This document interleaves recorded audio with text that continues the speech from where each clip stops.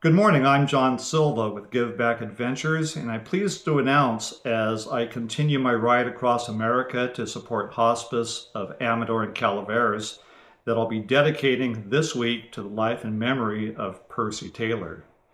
And joining me here this morning is Percy's son, Greg Taylor. Greg, welcome. Thank you very much for doing this. Thanks for interviewing me. Yeah, I'd like to go back a little bit, quite a few years. My dad was from the East Coast, North Carolina area, worked in the fields, was raised up until, I do believe, late years in elementary school. Didn't graduate high school, went into the truck driving business, was a truck driver for a while before he went into the military.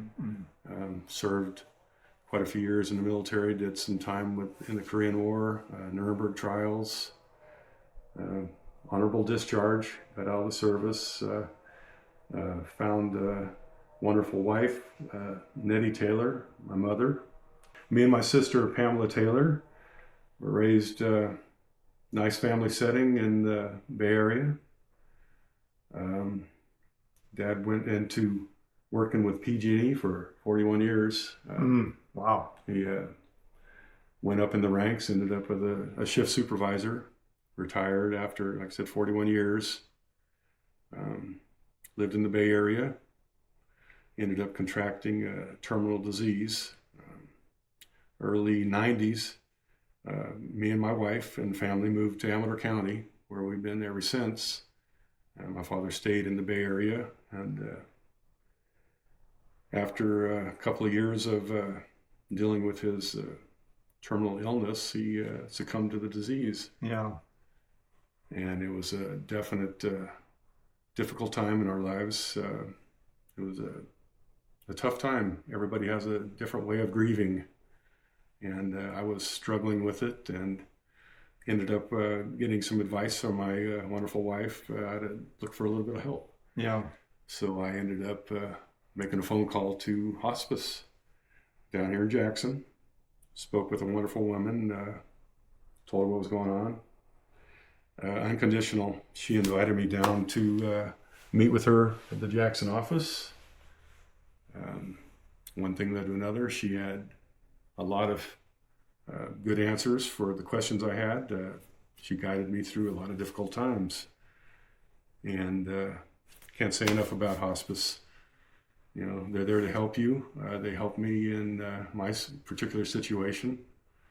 People just have to know that they can reach out. Yeah. And they can get help. And that's what I did. And it has been something that's, the outcome has been very beneficial. One question I want to ask you about your dad, not knowing him, is what advice do you think you would give to live life to your fullest? Be yourself, treat people with respect, and hopefully they'll do the same. Yeah. Yeah. Yep, that's good advice. If you had to use a single word, and I know that would be tough, to summarize your dad, it's okay to use more than one word. Does anything come to mind? Respected.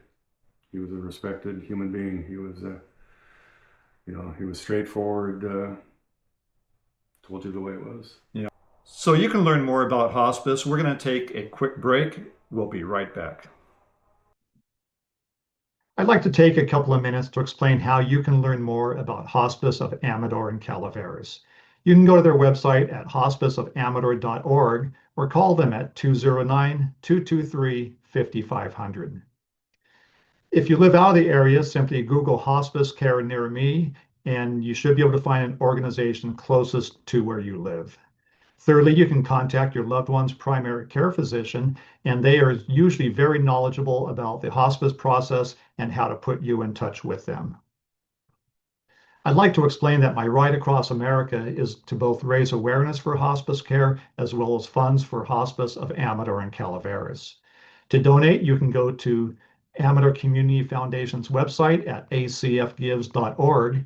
And when you get there in the search bar, just simply type in John Silva or Give Back Adventures, and it'll take you to my donation page. You can also call them with any questions you might have at 209-223-2148. Your donations are tax deductible and 100% goes to hospice care following the conclusion of my ride across America. Lastly, I'll include a payment link and QR code at the end of this video. Thank you very much for your support. Okay, we're back. You know, I really appreciate you talking about your dad and communicating your very unique experience using the service that hospice provides. And I always want to make sure that I don't leave anything on the table, and I want you to feel the same way. Is there anything else that you'd like to add about your dad? A very honorable person. You know, he was a family man. Loved his family, loved his nation. Like I said, he served the military. Yeah, he was a good guy. I miss him extremely. Yeah, and the counseling that you were able to get helped. That gave me a whole different outlook, different focus on my situation. You know, I was having a difficult time processing. Everybody grieves differently. I was just having a rough road, and my wife noticed it. I'm a family man. I was having a difficult time, and I figured I needed help. Yeah. And I took that route, and they helped me.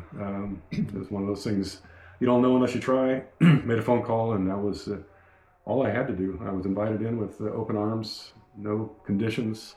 Yeah. They treated me like family. The amazing thing about this too is kind of looking back at it and your experiences. We're men, and men don't like to ask for help, right? Oh yeah, exactly. And so you have to get past that. Yeah. So it's nice to be able to put our that ingrained manhood aside and be able to ask for help. And also props to your wife as well for suggesting. Well, she noticed things weren't going in the right direction. Yeah. Things were difficult, and sometimes you have to look out of the box a little bit. Yeah.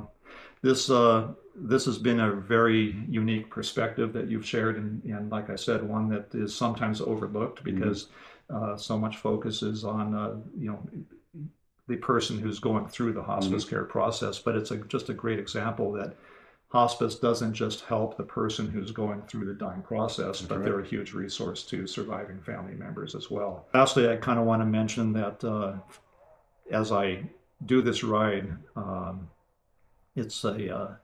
really glad you brought up, this, a few weeks ago of your experience, because it's such a unique perspective, and that it's a honor for me to be sitting with you here today and to be able to dedicate a week of the journey coming up here to the life and memory of your dad. I'm looking forward to following your situation, and I feel honored that I can at least reach out. If it helps one other person, that's all I can ask for. Greg, thank you. Thank you. Yeah, thank you, sir. Thank you very much. It. And to those of you watching this at home, I appreciate you joining us here this morning, and I look forward to continuing to share this journey and this upcoming week as I celebrate the life and memory of Percy Taylor and the Taylor family. Thank you for watching this special video. Thank you, John. You're welcome.